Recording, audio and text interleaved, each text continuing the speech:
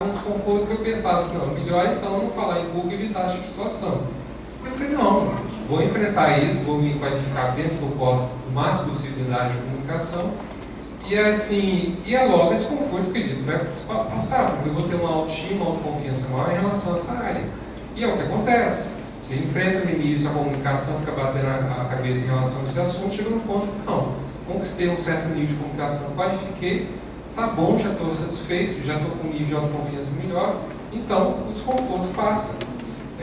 Então é nesse sentido que eu falo que assim, ao você avaliar essa conduta, esse pensamento absoluto, que qualquer desconforto é sinal de algo ruim, e isso deve ser evitado, é uma situação ruim, porque você pode estar se sabotando no sentido de enfrentar algumas dificuldades, superar algumas questões, que você vai perder essa oportunidade de chegar uma hora e ver, nossa, o quanto que aquilo foi importante para mim, que eu cresci, eu amadureci. A minha relação comigo está melhor, a minha relação com os outros está melhor. Então, assim, é nesse sentido de não ter essa crença de que toda a questão que envolve desconforto é ruim. Entende? Eu tenho que avaliar bem para poder ver se não cai esse erro de abordagem. Sabe? Eu gostei bastante também do mito da possibilidade de agradar a todos. Sim, Pois é, porque assim, durante o desenvolvimento dos trabalhos, tem trabalhos assim, que você está fazendo que você dá muito valor. Mas, assim, infelizmente, não é todos que estão ali do seu lado que vão dar valor àquele trabalho. Geralmente, por exemplo, eu gosto muito de mexer na área da escrita. Então, eu trabalho com as revistas da praxeologia, na parte de escrita pessoal, de artigos, de debates. E isso é uma área, assim, que para mim já está tranquila, não me desperta angústia, mal-estar. Mas eu sei que tem colegas que têm com gargalo em relação a esse assunto. Então, eu entendo que para ele é desconfortável. Então, quando muitas vezes você pega um projeto que envolve, por exemplo, um congresso ou uma revista de praxeologia, pode ser que no grupo lá, não vai ser uma coisa tão interessada e valorizada. E aí você pensa, eu vou deixar de fazer o trabalho? Não, é seu métier praxeológico, é sua área. Se é seu métier, sua área, vai realizar o trabalho. Você não tem que obrigar o outro a ter o mesmo interesse ou valor para aquilo. Ele tem outro métier dele, tem outra área que ele pode ajudar mais. Então, acho que respeitar o que cada um pode oferecer, qual é a sua área, seu métier, respeitar essa diferenciação entre cada um, é o melhor para você, cada um tocar seu barco. Vai chegar um momento que tem interesse em projetos em comuns, que vai ter convergência. Tem momentos que talvez não vai haver. É natural desse processo de urbanidade. Bacana. Para fechar aqui a minha fala e te passar para os seus últimos comentários, eu vejo que em todos os capítulos você colocou um conjunto de pensadas, de ortopensadas. E eles vão contribuindo para que a cada leitura do capítulo você reflita com aquelas pensadas. Eu achei bem bacana que no capítulo 2, que é o capítulo sobre a decisão pelo voluntariado, da TARES, da Tarefa do Esclarecimento, uma das pensadas é simples assim: autodecisão, ponto. Tem a hora da decisão. Nem todo dia é festa. Então tem hora que você vai ter que parar, pensar, tomar sua decisão e ou voluntariar, ou fazer as escolhas necessárias para a sua proexis, porque nem todo dia é festa. A gente tem que tomar a decisão necessária. Mas hoje é festa. Então eu passo para o Ricardo fazer as considerações finais aí do livro dele. Bom, gente, então tá aí, né, assim, espero que esse livro, que as pessoas que interessadas pelo tema de voluntariado possam aproveitar. E eu espero que, assim, tanto os voluntários do presente, os voluntários das próximas gerações, ou aquelas pessoas hoje interessadas nesse tema, que possam fazer proveito desse livro, no sentido assim, a gente pensa que legado nós estamos deixando hoje em relação aos trabalhos da Consciologia, e cada um fazendo o seu papel dentro do voluntariado, está dando oportunidade para que próximas pessoas, próximas consciências venham ressomar nessa dimensão e possam dar continuidade ao trabalho. Então, assim, a pergunta, a inspiração que eu faço para todos aqui pense, reflita mais sobre o tema na vida pessoal, em questão de valores, interesse, para entender mais, assim, num aspecto mais de evolução pessoal, evolução grupal, o quanto isso aqui é importante. E ele pensar assim, qual o legado você quer deixar em relação a isso? Porque, assim, a grande preocupação minha no conversa com a Tatiane é realmente deixar legados. E legados tem que ser algo materializado mesmo, tem que ser algo que vai deixar para gerações futuras.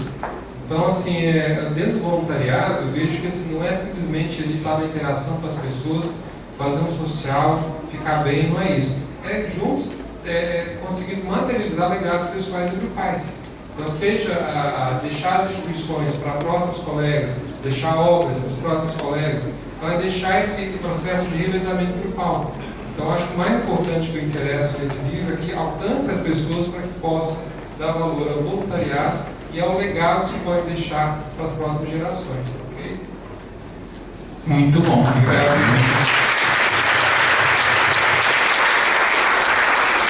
Eu agradeço, em nome da comunidade, você ter disponibilizado este material.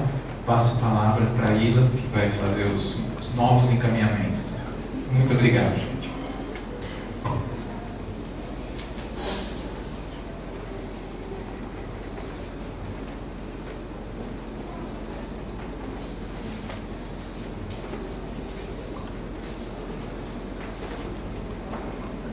Dando prosseguimento ao evento, a Editares também anuncia nesta noite o lançamento da obra Diretrizes da Autogestão Existencial, do organizador e autor Caio Polizel.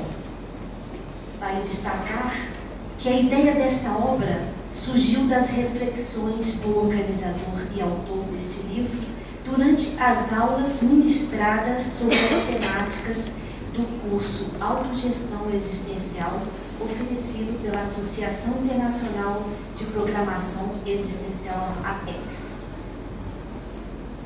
Nesse sentido, foi idealizado um conteúdo que pudesse ampliar a reflexão dos interessados na melhoria da autogestão existencial e, consequentemente, a gestão das diversas áreas da vida, objetivando facilitar a consecução exitosa da programação existencial PROEX de cada consciência. Agora vamos falar sobre a mini biografia do autor aqui presente. Caio Polizel é consultor educacional, professor universitário, graduado em administração, pós-graduado em gestão de RH e psicologia organizacional e mestre em administração. É brasileiro, natural de São Paulo, voluntário da Conscienciologia desde 2000, docente em Conscienciologia desde 2014, tenepsista desde 2004 e autor do livro Governança Corporativa na Educação Superior. Vale ressaltar que o livro é constituído por 8 autores, além do organizador. E, nesse momento, convidamos os autores que estão presentes e apresentaremos as mini-biografias. Eduardo Martins Baltazar.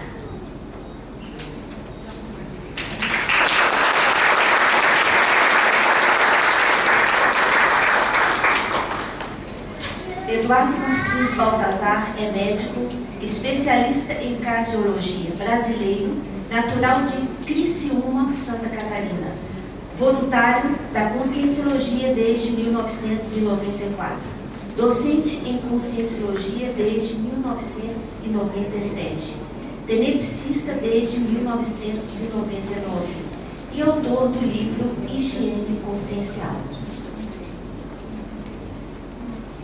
Laênio Loche.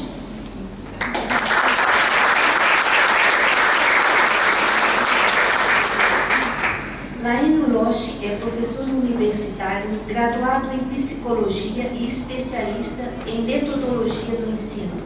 É brasileiro natural do Rio de Janeiro, voluntário da Conscienciologia desde 1990, docente em Conscienciologia desde 1997, proexológico desde 1993 e tenepsista desde 2008. Milena Mascarenhas.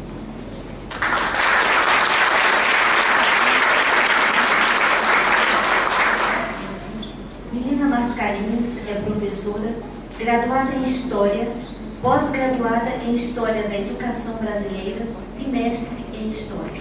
É brasileira, natural de Porto Alegre, Rio Grande do Sul, voluntária da Conscienciologia desde 2003, docente em Conscienciologia desde 2005 e tenepsista desde 2011. Sandra Tornielli.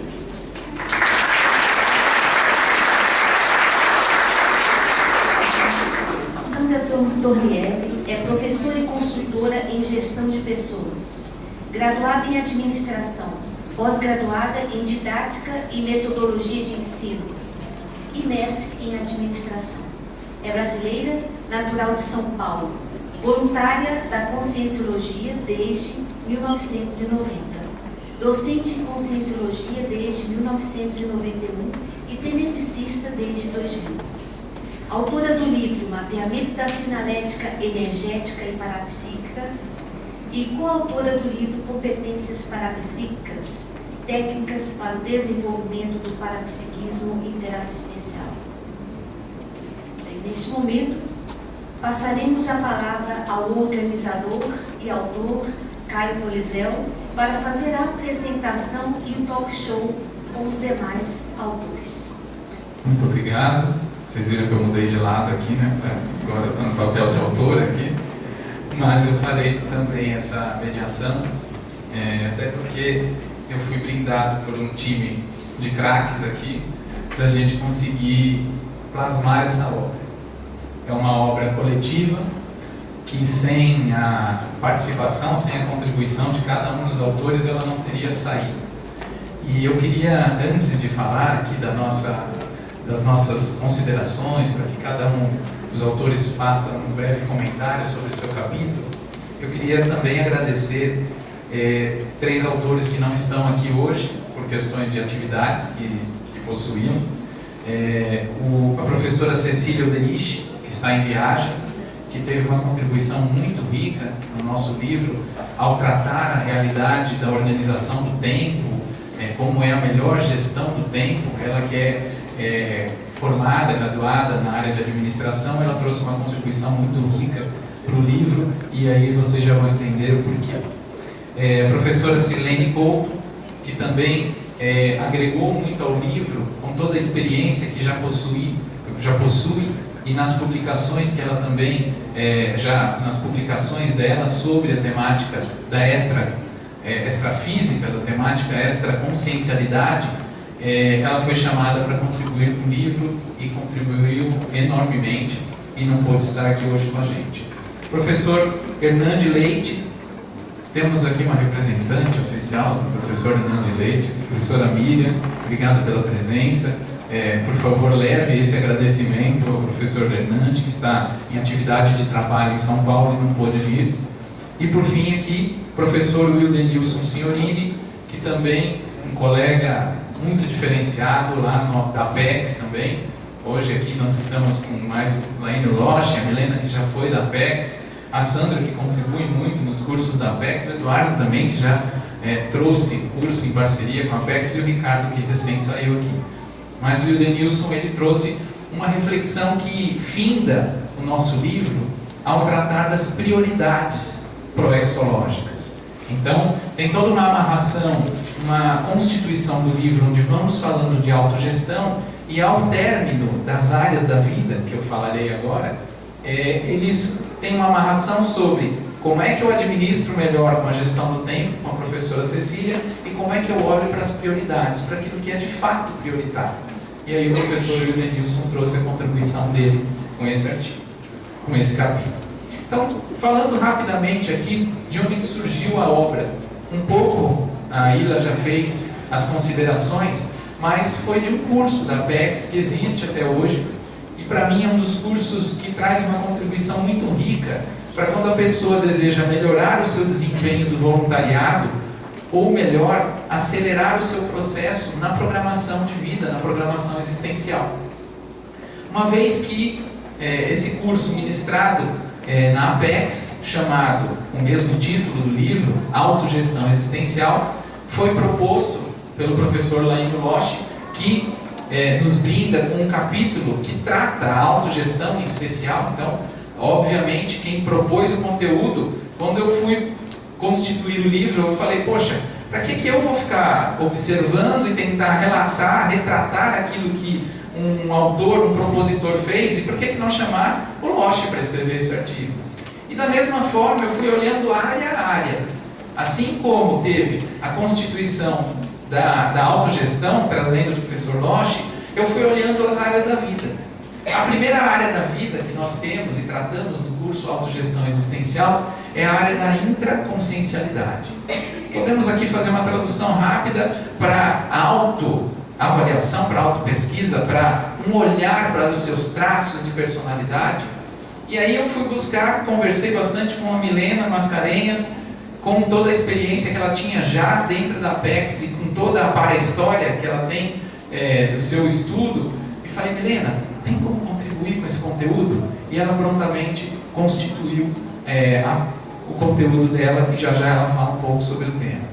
Caminhando um pouco mais dentre as áreas da vida, encontramos a área da saúde holossomática.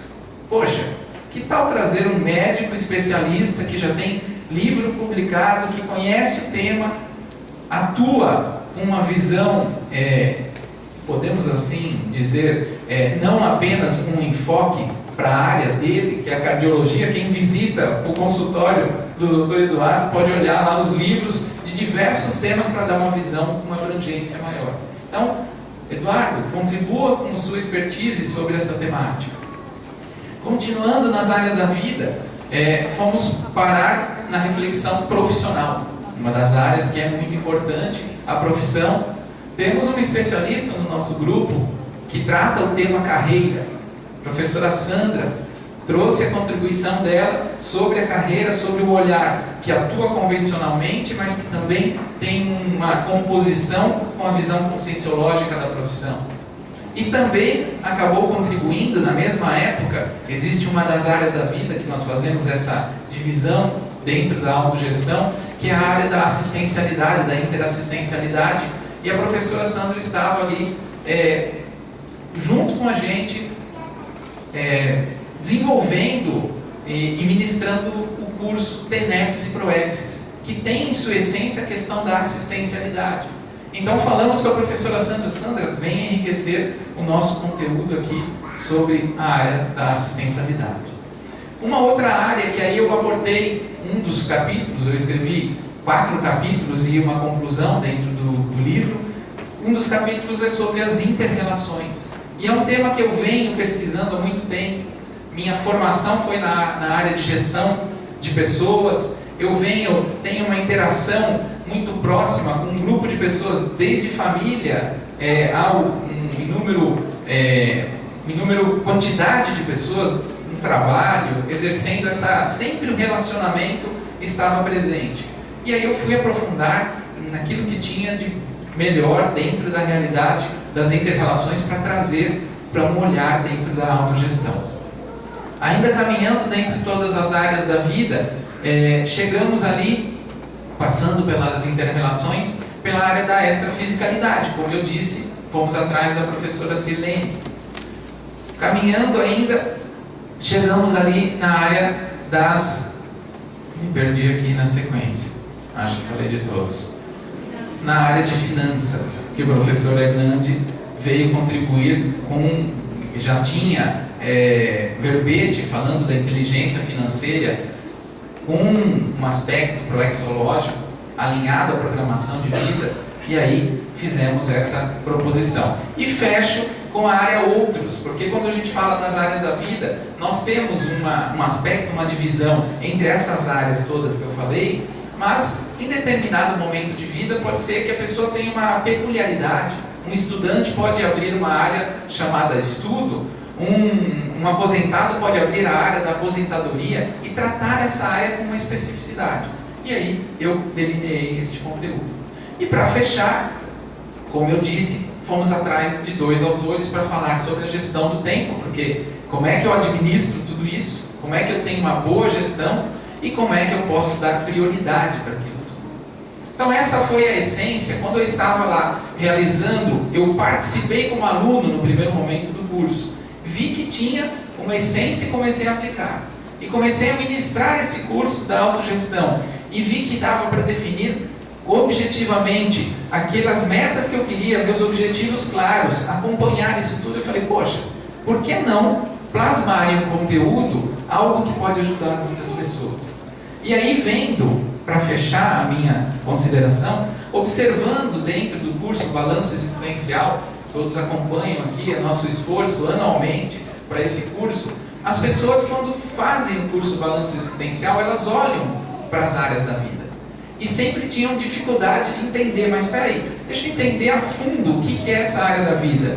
Tem aqui hoje um material que elas podem consultar, e ele foi desenvolvido de uma forma que eu não preciso fazer a leitura inteira para compreender o livro.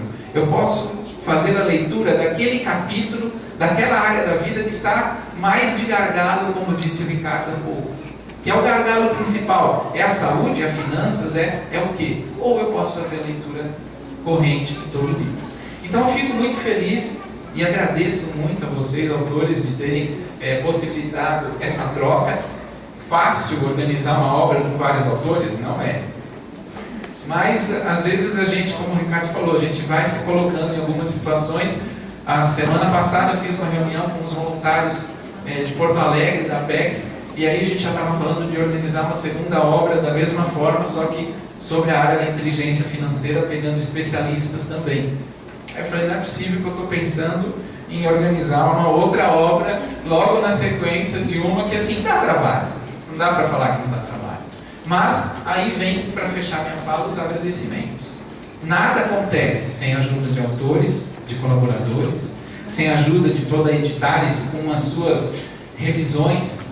Passamos também por transições na Editares, também não é fácil, né? Uma passada de transição, mudam revisores, e aí a gente vai olhando pontos de vista diferentes, até isso enriquece. Então eu quero agradecer a todos vocês que vieram, todos os insights, toda a equipe extrafísica que deu insight durante toda a construção desse material, e essa equipe da Apex que também traz ricamente as contribuições. E óbvio, não dá para deixar de falar da minha duplista, que está aqui, que nas horas difíceis que eu falava, não dá mais, não aguento, está muito difícil isso daqui, eu falava, calma, espera, deixa um tempinho aí parado, e aí a gente volta e consegue plasmar. E a minha família, meus pais que estão aqui, minha irmã, que vieram contribuir, meus cunhados, tem gente infiltrada por todo canto aí, a gente deixou uma estratégia, né?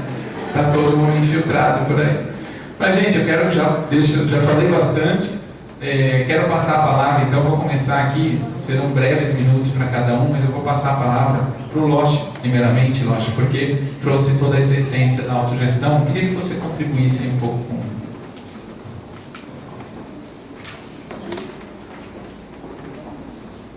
Pessoal, boa noite. Realmente, como o Caio colocou ainda há pouco, é um dia de festa, né? Para a gente em particular, é uma realização muito grande. Para mim é uma satisfação ter vocês aqui. Quero agradecer a presença de vocês, quero agradecer o Caio pela liderança intelectual, pela liderança mental-somática, que é quando uma pessoa assume esse papel de organizador de uma obra, não é? E isso tem uma importância, uma relevância muito grande, que consegue congregar aí a produção, a GESCOM de vários autores, constituindo uma GESCOM única. Então, parabéns aí pela sua liderança intelectual, acho que é um momento importante. E está dentro da nossa linha de Max ProEx, né? Uma GESCOM, aqui ainda não foi falado esse termo hoje, mas isso aqui na verdade é uma antologia. Então é uma antologia Max Proexológica. E aí eu queria só aqui dentro da minha contribuição trazer para vocês como é que surgiu esse conceito de autogestão existencial. A gente pode abordar a proexologia, isso repercute a todos vocês, todo mundo aqui, a gente parte do princípio que tem uma proexis. E antes disso, quero agradecer os outros autores, tá? Desculpe a minha delicadeza, mas agradecer os autores e autoras aqui presentes e os que não estão presentes também. Quando a gente pensa na questão da proexis, que repercute para todo mundo, existem as grandes questões da proexis. Por exemplo, por que existe proexis? É uma grande questão. qual é a minha ProEx? Acho que todo mundo aqui já fez essa pergunta, não é? Essa também está entre as macro questões da proexologia. Qual é a minha ProEx? Isso tem relação com a identificação da ProEx. Como avalio os resultados da minha ProEx? É uma outra grande questão que também vai repercutir de maneira prática no balanço existencial. Mas uma das grandes questões relativas à ProEx de qualquer pessoa é como realizar a minha ProEx. E como realizar de uma maneira que às vezes a pessoa ainda não tem muito claro qual é a sua ProEx, né? Que já é um desafio ainda maior. Então esse livro, a partir desse conceito, vem ser uma tentativa de resposta a isso. Como realizar a minha ProEx? E isso parte de um outro conceito, que é o conceito hoje até trabalhado na psicologia também, mas que serve para a gente aplicar na questão da conscienciologia com o paradigma consciencial, que é o conceito de centralidade. Centralidade é o seguinte: você centraliza a sua vida no quê? Por exemplo, tem pessoas que centralizam a sua vida no sentido de prioridades, dedicação de recursos, tempo, atenção, mais ao trabalho. Tem gente que tem a sua vida centralizada simplesmente na família, só mais na família, nos filhos e tal. Tem outros que vão centralizar a vida só em diversão. Então, nós partimos aqui, de uma forma geral, que todo mundo aqui já está considerando a centralidade das suas respectivas vidas na realização da programação existencial. Isso vai implicar numa série de prioridades, numa série de decisões de destino, e aí vai voltar para essa grande questão: como realizar a minha ProEx e de uma maneira, obviamente, satisfatória, que se possa realmente completar a programação existencial. E aí foi pensando nisso que, fazendo uma analogia, que uma ProEx é uma programação de vida que a gente pode entender como um projeto, como um empreendimento evolutivo, e a grande dificuldade maior não é o planejamento, até na gestão se sabe disso, na administração, o planejamento ele é fundamental, mas a parte mais difícil, obviamente, é a execução.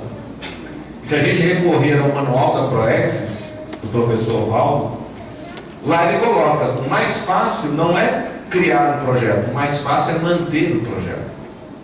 Não é? O mais difícil, desculpe. O mais difícil